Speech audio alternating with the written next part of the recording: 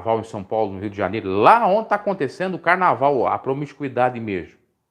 Aí é castigo de Deus. E não em cidades que não tem nem fama por conta de carnaval, isso acontecer. O que essa gente fala é contra a lógica divina, teológica e até a lógica natural das coisas. É lamentável. Você vê. Blasfêmia. Blasfêmia tem um monte que comete por aí sem saber, ou faz e você não sabe. Em cima de púlpito, enganando em nome de Deus, mentindo em nome de Deus. Para que maior blasfêmia que isso? Outra coisa, dizer que Jesus é o diabo, isso é uma blasfêmia. Depende também. Porque se dizer no contexto simbólico, como os judeus chamaram Jesus de príncipe dos Beelzebul, até não é. Como assim que não é? Tem que explicar, né, para a pessoa que não entende. Por exemplo, eu já fiz vários vídeos assim.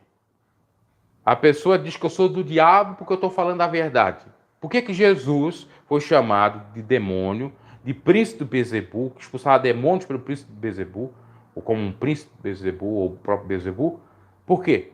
Porque ele falava a verdade, porque ele era o filho de Deus. Então, a verdade para aquele que não aceita é o demônio, é o adversário, é Satanás. A palavra Satanás quer dizer adversário. Entendeu? Então, nesse íntere, nesse sentido, diabo, você chamar de Jesus de diabo não é ofensivo, é uma metáfora, é algo figurado.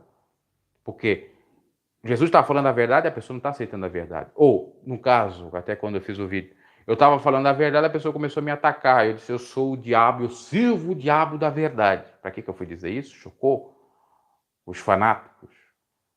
Então, eu falar dessa maneira metafórica, que Deus conhece, porque Deus não é burro, não é ignorante, não é pecado, não é blasfêmia. Agora, eu literalmente dizer assim, tu és o diabo.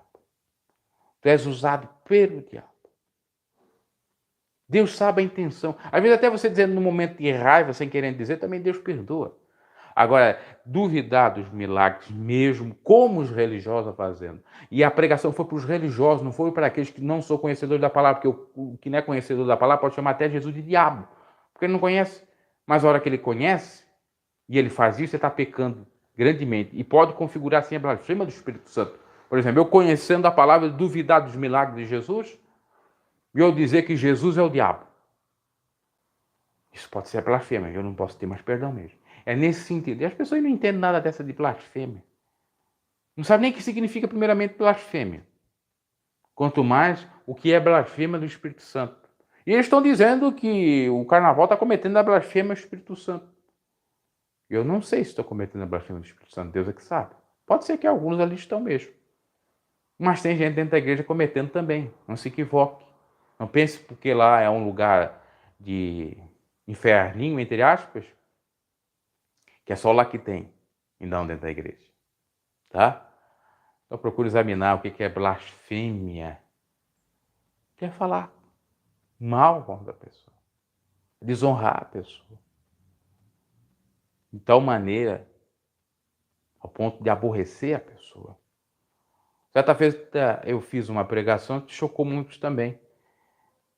Eu disse assim como Deus não perdoa todo pecado, tem pecado que ele não perdoa, porque para Deus tem limite, para nós também tem limite. Você tem que perdoar, Jesus mandou perdoar, mas tem coisa que você pode até perdoar, entre aspas, no sentido de não estar mais brigando, mas você não vai ficar perto da pessoa. As pessoas, você está pregando heresia, Jesus disse para perdoar 70 vezes 70. Jesus disse para perdoar 70 vezes 70, mas Deus não perdoa a blasfêmia do Espírito Santo. Quer dizer, perdoa todo o pecado, porém, a blasfêmia do Espírito Santo não perdoa. E se Deus faz isso, por que a gente também tem que perdoar tudo? Se nós não somos Deus? Não é lógico isso? É claro que essa questão de falar de não perdoar é que eu vou lá agredir. Não, a questão de perdoar no sentido de, às vezes, não falar mais com a pessoa. Ou evitar, porque...